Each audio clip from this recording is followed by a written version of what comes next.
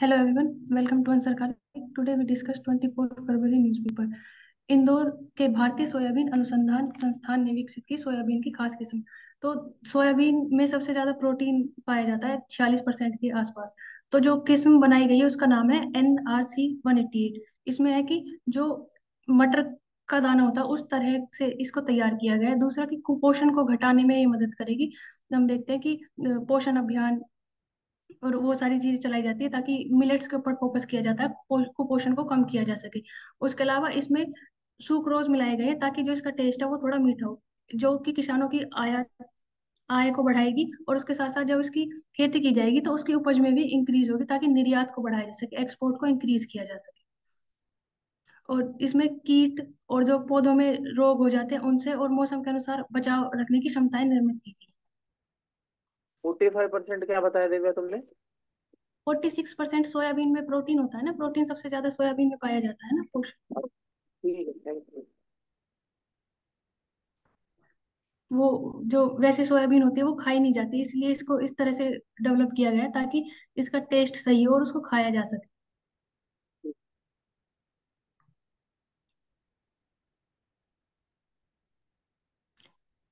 पत्नी के नाम पर खरीदी गई संपत्ति परिवार की संपत्ति ही होगी। उच्च न्यायालय दिल्ली इलाहाबाद हाई कोर्ट ने फैसला सुनाया है कि अदालत की भारतीय साक्ष्य अधिनियम की धारा 114 के तहत यह माना गया है कि अगर हिंदू परिवार में कोई भी पति अपनी पत्नी के नाम से संपत्ति खरीदता है तो वो उसके परिवार की संपत्ति के उसमें आएगी, यानी कि जो उसकी नेक्स्ट जनरेशन होगी उसमें उसका हिस्सा होगा। जब तक यह सिद्ध नहीं हो जाता कि पत्नी की अलग से आय है। तो उसके ऊपर देख सकते हैं कि जो जो फैमिली की जो परंपरा होती है, फिर जो संपत्ति आगे ट्रांसफर होने की होती है, ये स्टेट लिस्ट में आता है ना। प्रवेश क्या चीज? की जो संपत्ति ट्रांसफर होती है एक जनरेशन से दूसरी जनरेशन में, जब हम डिवीजन की बात करते हैं तो स्टेट लिस्ट में आती है ना वो। चाहना तो स्टेट में चाहिए, लेकिन देखा जाए तो कौन करंट में आता है।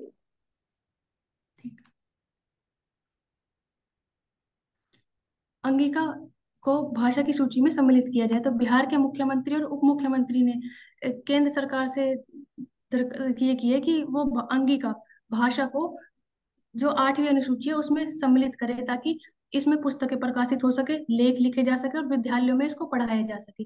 जो अंगिका है इसको अंग महा- महाभारत से जोड़ा जा सकता है कि कर्ण को अंग देश का राजा माना जाता था, तो उनके ऊपर एक पुरस्कार भी दिया जाता है, कर्ण पुरस्कार। तो अंगिक भाषा में सम्मिलित करने के लिए क्या क्या प्रावधान है प्रवेश, अगर किसी भी लैंग्वेज को 8वीं अनुसूची में ऐड करना है तो?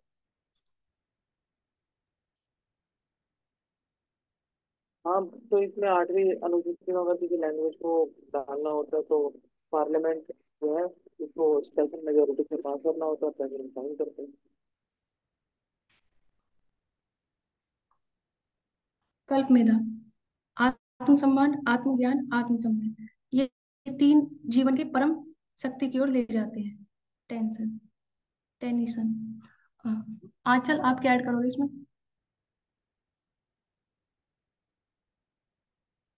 प्रवेश, क्या चीज है? मानसी। अंग क्षेत्र आत्म को। आत्मसम्मान, आत्मज्ञान, आत्मसम्मान। आत्मसम्मान सेल्फ रिस्पेक्ट होगी, आत्मज्ञान अवेयरनेस होगी, सेल्फ संयम मतलब कंट्रोल हो गया, सेल्फ कंट्रोल, आत्मसंयम। ये तीन चीजें ही जीवन को परम शक्ति की ओर ले जाते हैं। तो इसको आप किस हाँ, तरह तो से एक्सप्लेन करोगे? ये तीनों चीजें जो है आदमी के अंदर ही होती है, लेकिन हर आदमी के अंदर 3 तरीके की चीजें पाई जाती है: रीजन, पैशन और एपिटाइट। तो आ, ये जो आत्मसम्मान है, आत्म ज्ञान। ये तीनों तभी आते हैं जब हम अपने रीजन को यूज करते हैं और उसका सही तरीके से यूज करते हैं। तो अलग अलग जगह पर इसका यूज देखने को मिलता है। एग्जाम्पल हम दे सकते हैं।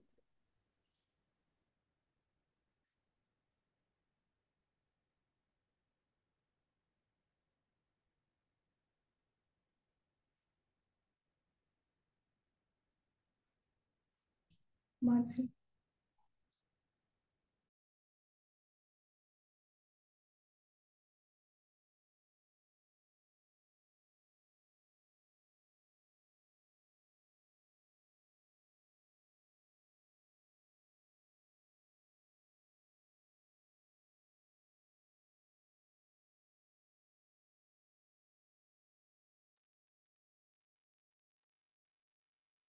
क्या वो जगह। मानसी को स्टार्ट करना था। हाँ गई मान, मैं तो मानती हूँ। You know what's real? With Instagram warning labels. When we talk about the several issues regarding the cyber security with respect to the digital public interface, जैसे ट्विटर हो गए, मेटा हो गए, या फिर बाकी सब हो गए, तो वहां पर हमेशा जो इंडियन गवर्नमेंट होता है, they always complain that that they are not following the local rules and regulation. जब भी बोलते हैं कि कोई भी यूजर होते हैं, they are spreading the fake news that is also detrimental for the society wellbeing and also the integrity and security of India, तो फॉलो नहीं करते। तो एक इशू भी हुआ था between Twitter and India, Indian government के बीच में 2022 में, ये केस चला था लॉन्ग टर्म। तो एक उसमें से एक निकल के आया था कि there should be a grievance officer in every institution. For example Twitter, Facebook etcetera, उसी के एग्जाम्पल है कि if you come across Instagram post with misleading official information like deep fake, contact a grievance officer, report it. और grievance officer जो होंगे, it will talk about the warning labels, और हो सकता है कि आपको बैन भी कर दे, और साथ ही साथ एक्शन भी लिया आपके ऊपर। तो grievance officer should be there in all the social media companies, ताकि एक high standard, ethical standard promote हो सके डिजिटल। यहाँ पर एक क्वेश्चन है मुझे कि क्या ट्विटर के हाँ, पास पावर है कि क्या वो किसी सोवरेन गवर्नमेंट के मिनिस्टर को बैन कर सकते ट्विटर के पास पावर है। हाँ, ट्रू, पावर है, उन्होंने किया ट्रम्प को, provided that the they have following the they are following the constitutional process or due process established by the law in that country, तब कर सकते किसी को भी फॉलो। लेकिन ऐसा अम, वो एलिगेशन हुआ था कि देखो कि तालिबान का जो टेररिस्ट ऑर्गेनाइजेशन है, कोट एंड कोट, तो उनके तो है लेकिन ट्रम्प के नहीं है। लेकिन उन्होंने बोला था कि तालिबान को तो, वो तो सॉवरेन कंट्री है, उसके जो कोर्ट है वो तो नहीं बोले। लेकिन जो यूएस के कोर्ट है, उन्होंने बताया कि जनवरी 6 जो इंसरेक्शन हुआ था after the election, it was because of the incitement created by the Donald Trump, इसलिए बैन किया गया। तो प्रवेश, आपका ये। हैं। ठीक है, thank you. Assam hits the road to UCC and Muslim marriage law a fortnight after the Uttarakhand law. So we have discussed कि for creating a awareness regarding the child marriage और deterrent mechanism होना चाहिए child marriage में, it should be from top to top bottom and bottoms to up. लेकिन top to bottom में long term sustenance नहीं रहता है, क्योंकि ultimately the call has to be taken by the society. तो बॉटम्स अप में कैसे कर सकते हो, तो द पीपल बी अवेयर। और फिर चाइल्ड मैरिज, बेटी बचाओ बेटी पढ़ाओ। आप 18+ लॉ इलीगल किए, लेकिन आप फॉलो नहीं करते, डेटरेंट मैकेनिज्म किए, तो यहाँ पर डेटरेंट यूज किया गया था in many of the cases. 4,000 arrest that were taken in Assam. फिर साथ ही साथ दूसरा वो होता है कि बॉटम्स अप में क्या फायदा होगा कि जो पिनलाइजिंग इफेक्ट है ऑन द सोसाइटी वो कम हो सकता है। दूसरा कि मोर एक्सेप्टेबिलिटी बढ़ सकता है सोसाइटी के अंदर में। तो इंसेंटिव देना चाहिए, अवेयरनेस जनरेट करना चाहिए। और जैसे इंडिया में अगर बोला जाए तो डिवोर्स केस, इंडिया में हिंदू मैरिज, कोर्ट मैरिज के अंदर में बॉटम अप भी है और टॉप, बॉटम अप भी है और टॉप डाउन मैकेनिज्म भी है। तो दोनों यूज करना चाहिए। Muslim constitute 34% of total Assam population, लेकिन वहां पर बात की कि स्पेशल मैरिज एक्ट अप्लाई होगा, और पहले वाले जो थे प्रोविजन जिसमें उनको अलाउड था कि आप हर एक कम एज में 15-16 ईयर्स में भी शादी कर सकते हैं, पॉलीगैमी कर सकते हैं, वो हो सकता है। ये कब हो रहा है, जब Uttarakhand become the first assembly to become to pass the UCC.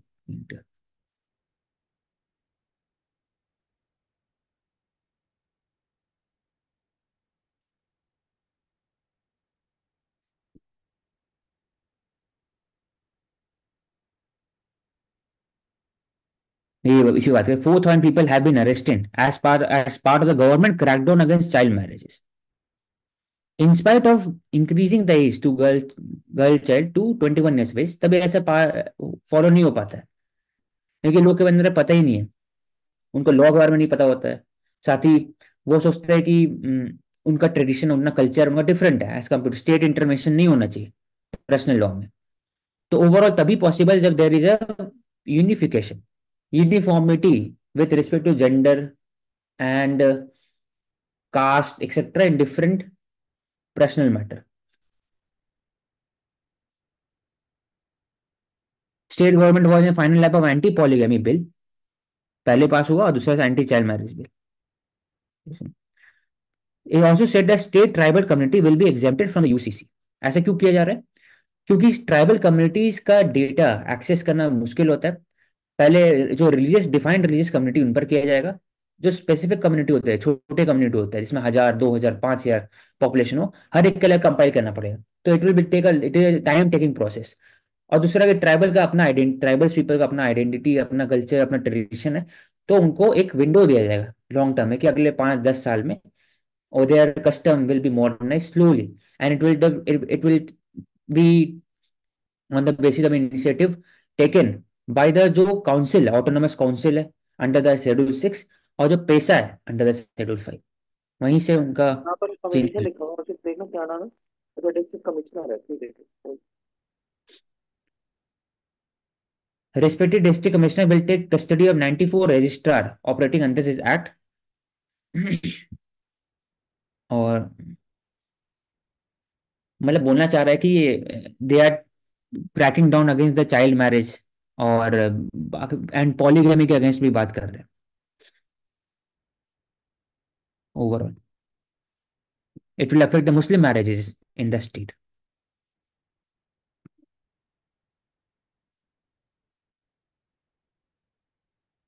First post, Firstpost newspaper है, ऑनलाइन न्यूज़पेपर है। फर्स्ट पोस्ट News 18 के अंदर में आते हैं। फर्स्ट पोस्ट यूट्यूब चैनल भी है। तो उनके डिफेंस समिट टू 2024, इसमें बात करें discover discover the future road map of Indian aerospace and defence sector. Future road map of Indian aerospace and defence sector. Future road map क्या होता है इंडियन एरोस्पेस का? Integration of joint command space और air force, फिर cyber command में integration होना चाहिए, NTRO का रोल, और बाकी जो हर एक स्पेस के अंदर डीआईए, डिफेंस इंटेलिजेंस एजेंसी, उनका रोल, इसरो का रोल इसमें, डीआरडीओ का रोल, आईसीबीएम, ए सैट टेक्नोलॉजी, इसरो में उनका जो है रीयूजेबल टेक्नोलॉजी, या फिर deep space mission, outer space treaty. Aerospace का बात किया जाए तो 5th जनरेशन एयरक्राफ्ट एम का engine from the developed countries, self sufficiency in making of the engine 5th generation aircraft. Defence sector में हर जगह, मतलब right from artillery, guns, theaterisation on the command, IBG integrated battlefield command, फिर logistics में भी rationalisation करना चाहिए। तो सब पे फ्यूचर रोड मैप इंडिया के लिए विकसित भारत में क्या होगा? जब सेल्फ रिलायंस होंगे, जब there is equity in the defence sector, जहां पर विमेन को भी बढ़ावा दिया जाएगा हर एक कॉम्बैट रोल में भी, एयरफोर्स में भी, नेवी में भी। थर्ड में भी कि जब आप ज्यादा से ज्यादा फोकस करोगे विथ रिस्पेक्ट टू कि कैसे आपका जो लॉन्ग टर्म विजन है, it will be secured by the all domain at one go. अलग अलग डोमेन अलग अलग काम कर रहे हैं, इंटीग्रेटेड प्लानिंग नहीं है, तो वो नहीं होगा। तो इसलिए हम लोग चीफ ऑफ डिफेंस स्टाफ का बात करते हैं, इसलिए सिनर्जी बात करते हैं बिटवीन फोर्सेस, थिएटराइजेशन और कमांड का बात करते हैं, इंटीग्रेटेड बैटलफील्ड ग्रुप का बात करते हैं। तो और इसी के साथ साथ अगर तीन चार चीज और देखें तो पहला, क्या क्या डिफेंस सेक्टर में चेंजेस आए। स्ट्रेटेजिक डिसइन्वेस्टमेंट हो रहा है, प्राइवेटाइजेशन हो रहा है डिफेंस रिपोर्ट्स का। दूसरा, नेगेटिव इंपोर्ट लिस्ट है, हर साल आती है, 100 से 150 आइटम होते हैं जो आपको इंडिजिनस इंडस्ट्री से उठाने होते हैं, बाहर से इंपोर्ट नहीं करो आप। इंडिजिनस इंडस्ट्री एमएसएमई सेक्टर में बहुत सारा डिफेंस बनता है, वहां से लो। इसके बाद सीडीएस इंटीग्रेटेड थिएटर कमांड की बात हुई। इसके बाद एक हमारे यहाँ कमेटी होती है, डिफेंस एक्विजिशन काउंसिल और defence acquisition committee. Defence acquisition hmm council के चेयरपर्सन हमारे डिफेंस मिनिस्टर, और डिफेंस एक्विजिशन कमेटी के जो चेयरमैन होते हैं हमारे, I think is a defence secretary. इसके अलावा डिफेंस सेक्टर में आज के टाइम पे और क्या क्या चीजें देखने को मिली, तो परमानेंट कमीशनिंग दे रहे हैं to the women and to the man also, तो 20 ईयर सर्विस। इसके बाद डिफेंस सेक्टर के अंदर ही हमने देखा कि अग्निपथ स्कीम आई। अब डिफेंस सेक्टर के अंदर इंपॉर्टेंट इश्यूज है। सबसे पहला पेंशन इशू। हमारे यहाँ दो तरीके से जो कमीशन्ड ऑफिसर्स हैं उनका सिलेक्शन होता है। एक होता है 10 साल की सर्विस, और एक होता है 20 प्लस सर्विस, शॉर्ट जिसको सर्विस बोलते कमीशन। हैं हाँ, शॉर्ट सर्विस कमीशन और परमानेंट कमीशन। तो परमानेंट दिक्कत ये है कि कमीशन। सर्विस कमीशन में आपको कुछ नहीं मिलता, रिटायर होने के बाद आपको पेंशन नहीं मिलती है। तो डिफेंस फोर्सेस का सबसे बड़ा इशू यही है कि उनको जो है पेंशन मिलनी चाहिए, और जिनको पेंशन मिलती भी है उनका भी ये है कि वो जो पेंशन है वो कम है। और अगर उनका जो लमसम अमाउंट होता है in case death of their family bread earner, तो किस तरीके से जो आर्मी उनका इंटेक करती है दोबारा से सर्विस के अंदर। तो नाउ यू कैन कंटिन्यू। हाँ, दो ऐड करूंगा इसमें जो मुझे याद आया जस्ट अभी, कि मोस्टली इंडिया में डिफेंस सेक्टर में ना the mostly focus is on revenue expenditure, pension, salaries, etcetera. Capital expenditure जो होता है, अगर इंडिया को ताकतवर कंट्री बनना है लॉन्ग टर्म में, तो कैपिटल में बढ़ाना चाहिए। तो वो अभी ऐसा हो नहीं पा रहा। 1,20,000 या 30,000 करोड़ ही सिर्फ एलोकेट हो रहा है फॉर द कैपिटल एक्सपेंडिचर। हमें हमारे पास 40-40 फ्लीट ऑफ एयरफोर्स विमान चाहिए, 32 ही है अभी तक में, उसको बढ़ाना होगा हर जगह फील्ड में। फिर अगर regarding the forces, young force चाहिए, तो उसमें अग्निवीर स्कीम आया था। तो इसमें और दो हो गए। इसमें एक पॉइंट ये भी कि जैसे ग्लोबली भी कंट्रीज अपना डिफेंस एक्सपेंडिचर इंक्रीज कर रही है, तो उस कॉन्टेक्स्ट में इंडिया को भी कितना एक्सपेंडिचर इंक्रीज करने की जरूरत है, तो वो भी एक पार्ट ऑफ डिबेट है as a part of deterrence, given कि हर एक कंट्री के लिए चैलेंजेस अलग हैं। तो that is also one of the aspects. हर एक कंट्री, हाँ, ट्रू, कि चाइना बाकी समय, इंडिया भी एक कॉशियस अप्रोच लेता है विद रिगार्डिंग डिफेंस एक्सपेंडिचर। 2.5% के आसपास रहता है, $70 बिलियन। बाकी सबका 250 बिलियन है, चाइना का 760-80 बिलियन डॉलर यूएस। तो इस अब एडवर्टाइज में हाँ, तीन इंपॉर्टेंट एलिमेंट्स की बात करें जब हम overall structural reforms in Indian agriculture sector की बात करते हैं, तो वन इज क्रॉप न्यूट्रिशन, और we can talk about increasing the productivity of the crops or yield. Second is talking about seed nutrition, or we can talk about the GM seeds. Third is about crop protection और crop insurance. तो तीन important element जो broader domains की अगर हम बात करते हैं, एंड यहाँ पे definitely like APEDA is mention, तो कल हमने जैसे क्वेश्चन में बात करी कि India as a food supplier to the world, वो कैसे हम पोजीशन अचीव कर सकते हैं, तो वहाँ पे दो इंपॉर्टेंट एलिमेंट्स आ जाते हैं, integration with the food supply chain, second is the marketing practices. तो ओवरऑल ये इसी चीज के बारे में बात कर रहे हैं, तो रोल ऑफ हम्म कोऑपरेटिव, एसएचजीज and microfinance institutions, all of that becomes important. हम्म, तो इसमें रेडीनेस ऑफ क्रॉप न्यूट्रिशन जैसे ही इसको तोड़ते हैं तो फूड फोर्टिफिकेशन आता है, उसको और तोड़ते हैं तो जीएम क्रॉप का वैल्यू आता है। मस्टर्ड, पल्सेस, मिलेट्स, इसमें हेरिटेज, इसमें क्रॉप न्यूट्रिशन में जो और एरिया में होता है, तो सेल्फ रिलायंस इन पाम ऑयल, इसमें ये आता है। फिर मिलेट से लेकर के जो हेल्थी है, न्यूट्रिशनल है, मल्टी न्यूट्रिशनल, मल्टी ग्रेन बोलते हैं, प्रमोट हो गया क्रॉप न्यूट्रिशन। सीड न्यूट्रिशन बात करते हैं तो हाई यील्डिंग वैरायटी, फिर सीड बैंक, फिर use of traditional method to conserve the seeds, तो इसमें आता है role of primary culture agriculture society, PACS। Crop protection का बात करते हैं तो PMFBY, प्रधानमंत्री फसल बीमा योजना। प्रोटेक्शन मतलब पहले से एंटिसिपेट करना होगा कि वेदर फोरकास्टिंग कैसे होगा, तो विंड सिस्टम होगा प्रोटेक्शन। इसका मतलब आप पेस्ट से प्रोटेक्शन करोगे, तो बायोपेस्टिसाइड का एग्जाम्पल हो गया इसमें जो। फिर बायोपेस्टिसाइड में नीम, यूरिया, बाकी सब। तो protection, nutrition and seed nutrition. So government यहाँ टू। पे हाँ, एआई की बात करें, इसमें ओवरऑल इशू यही बोला जा रहा है कि जो व्यूज दे जा रहे हैं, लाइक आपको इन्फॉर्मेशन सीख कर रहे हो, फॉर एग्जांपल यहाँ गूगल की बात हो रही है, तो गूगल का जो जनरेटिव एआई है that is called Gemini. So prime minister के ऊपर जो इन्फॉर्मेशन उन्होंने एज अ रिप्लाई प्रोवाइड करी, that is not becoming a part of debate कि आप किस तरीके से इंफॉर्मेशन क्या प्रोवाइड कर रहे हो, क्योंकि वो तो जो सॉफ्टवेयर जो कोडिंग है उसके बेसिस पे इंफॉर्मेशन प्रोवाइड की जा रही है, उसके बैकग्राउंड में जो भी सिस्टम वर्क कर रहा है, तो उसको आप कैसे रेगुलेट कर सकते हो? तो करंटली इंडिया में जो लॉ है that is the IT act of 2000। सो यहाँ पे गवर्नमेंट क्लियरली ये बोल रही है कि पेटेंटली फॉल्स इंफॉर्मेशन आप प्रोवाइड या होस्ट नहीं कर सकते हो जो एआई प्लेटफॉर्म्स हैं। सो इफ दिस कॉन्टिन्यूज और आगे जाके ऐसे और इंसिडेंट्स अगर हाईलाइट होते हैं, तो गवर्नमेंट सेज कि जो ये बिग टेक कंपनीज हैं they will stand to be prosecuted under this IT Act, and this is also connected with again cyber security also somewhere कि मिस इन्फॉर्मेशन डिसइंफॉर्मेशन भी प्रोवाइड की जा सकती है। तो उस चीज को आप कैसे एक्चुअली जो बैक एंड है उसको कैसे आप रेगुलेट करोगे? तो एक तो एस्पेक्ट होता है, ये एक एस्पेक्ट हो गया। सेकेंड एस्पेक्ट हो जाएगा एथिकल और अनएथिकल यूसेज के रिगार्डिंग। यस। फॉर एग्जाम्पल हाँ, यहाँ प्राइम मिनिस्टर के ऊपर ये कि फेसिस ये कुछ क्वेश्चन पूछा गया और उस पर जो इन्फॉर्मेशन प्रोवाइड की गई that is become hmm an issue.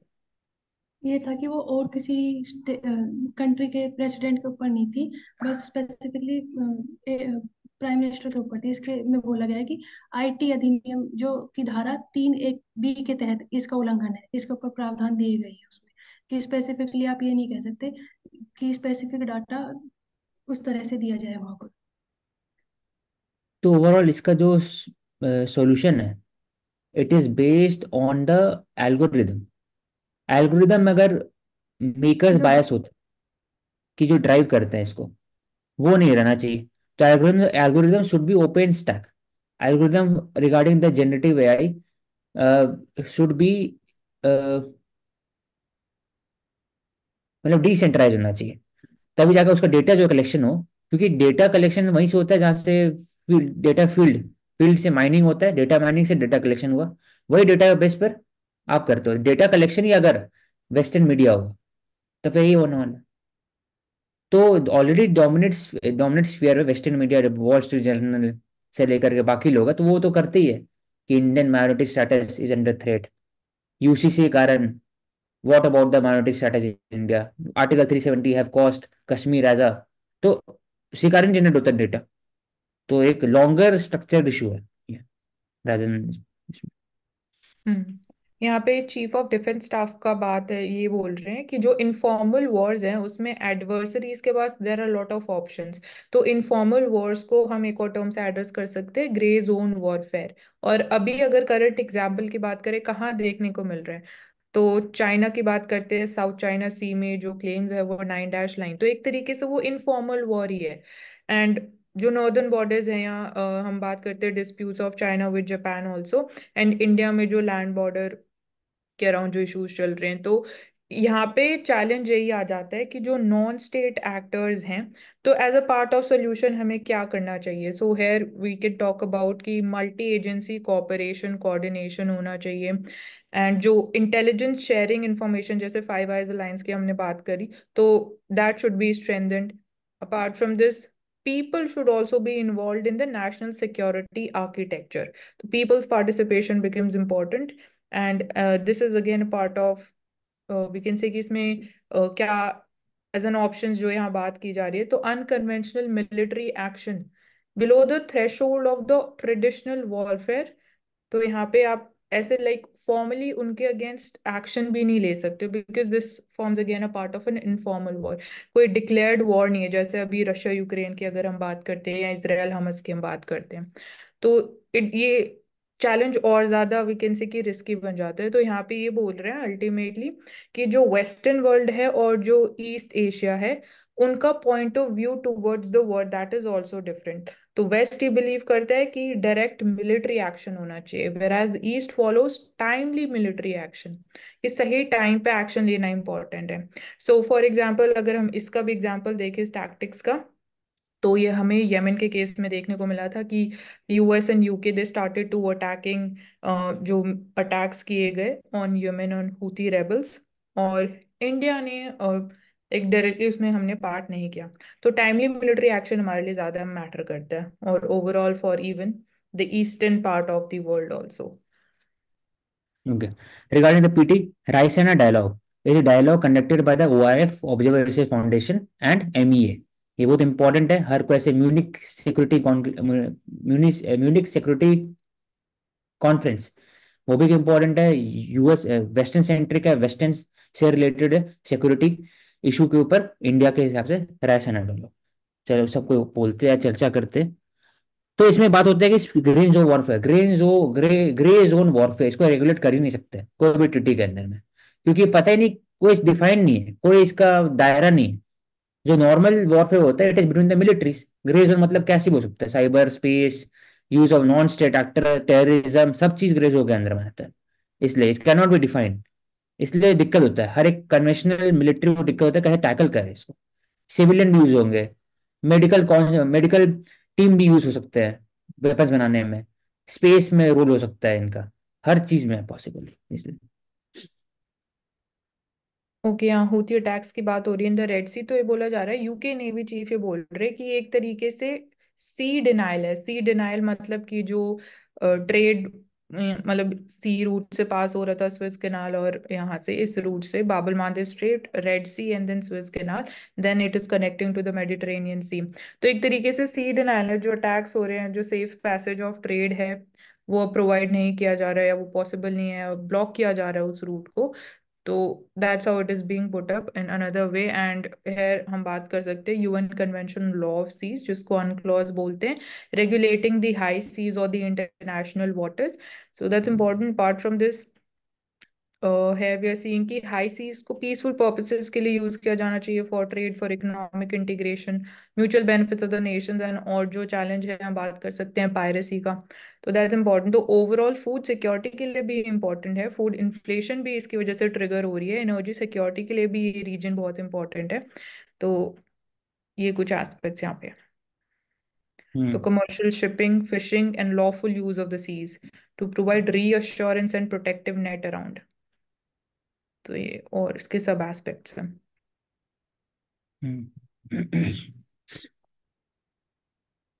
Discuss this one. Telecommunication should show caller ID. कोई भी कॉल करता है रात में, सुबह में, पता चलता नहीं है it is from the Bajaj Finance या फिर कोई और।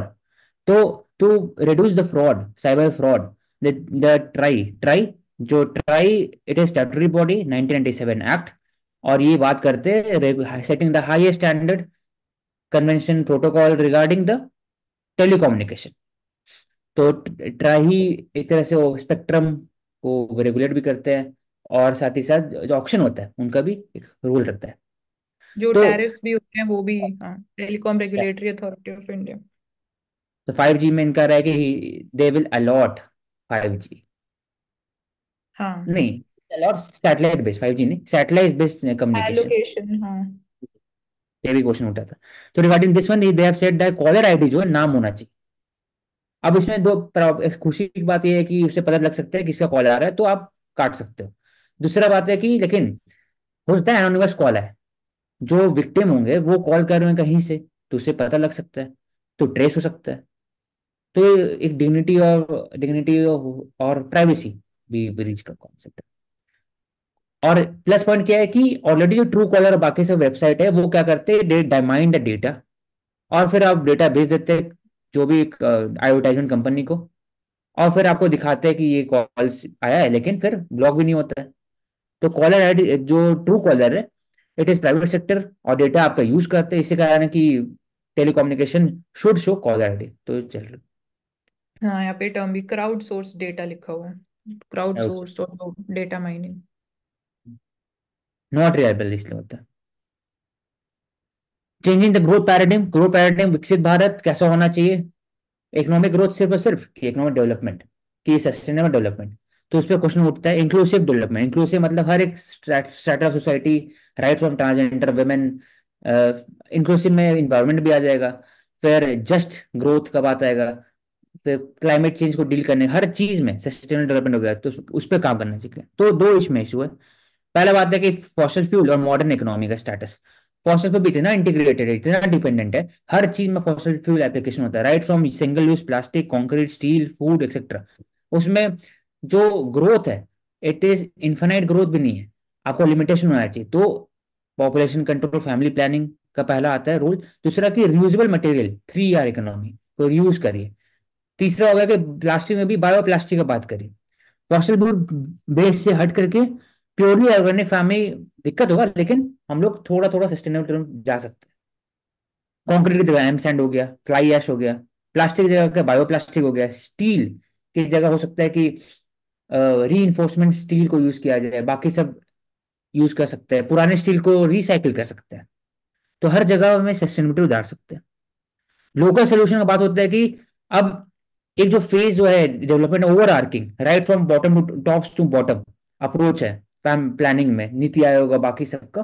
तो बॉटम से अप जो गांधीयन मॉडल ऑफ डेवलपमेंट है, कोऑपरेटिव से लेकर के फिर ग्राम सभा इंटरेक्शन, जी ग्राम सभा development plan, formulation of gram development plan, parastatal bodies at a very grassroot level, उनका रोल बढ़ा सकते हैं, उनको ऑटोनॉमी दे सकते हैं, फाइनेंशियल ऑटोनॉमी दे सकते हैं। क्यों होता नहीं है, पहले भी लिए थे कि approximate 80% 85% are dependent on the centre, 14-15 state और 1% खुद से होता है, तो उसको बढ़ा सकते हैं। वेस्टर्न सॉल्यूशन डेवलपमेंट नहीं है, क्योंकि western solution totally depend on manufacturing industry, service industry. India जो सेंट्रिक होगा वो बॉटम अप होगा, एमएसएमई सेक्टर होगा, इन्फॉर्मल बेस्ड होगा कि लोग ज्यादा से ज्यादा उसमें एम्प्लॉयड है, एग्रीकल्चर बेस्ड एफपीआई, क्योंकि लोग सबसे ज्यादा 47% वर्कफोर्स उसमें अब है, और साथ ही साथ जो कोऑपरेटिव और फिर केवीआईसी केवाईसी खादी से रिलेटेड जो इंडस्ट्री है उसको प्रमोट कर सकता है, तब जाकर के एक रूरल भारत का सपना है वो पूरा हो सकता We can continue in second. Okay. है।